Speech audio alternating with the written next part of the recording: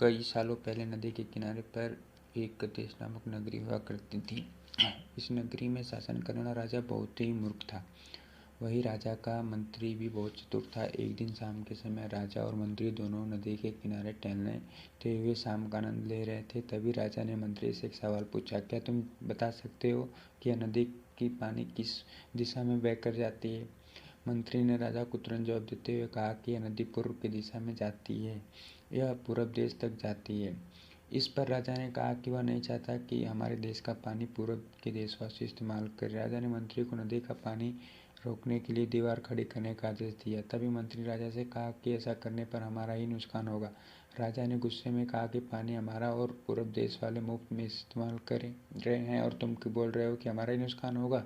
इसमें हमारा कुछ नुकसान नहीं होगा। तुम जल्दी से जल्दी नदी में दीवार बनाने का काम शुरू कराओ। मंत्री ने राजा की आज्ञा का पालन करते हुए कारीगरों को बुलाता है और नदी के पास दीवार बनाने का काम शुरू करवा देता है। नदी में दीवार बनाने का काम तेजी से चलने लगा और कुछ दिनों में दीवार बनकर तैयार हो गया। यह देखकर राजा बहुत ही प्रसन्न होता है।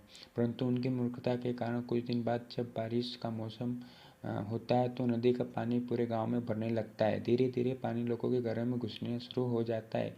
इससे परेशान होकर सारे नागरवासी एकत्रित होकर मंत्री के पास आते हैं। मंत्री उन्हें आश्वासन देते हैं कि वह इस समस्या का हल ढूंढ निकालेंगे। लोगों की परेशानियां सुनकर मंत्री समाधान निकालने के लिए एक योजना बनाते हैं। उन्होंने राजमहल में समय को घंटा बजाने वाले शख्स को इस्तेमाल किया। वह समय के अनुसार घंटा बजाता जिससे लोगों की समय पता चलता था। मंत्री ने उसे कहा कि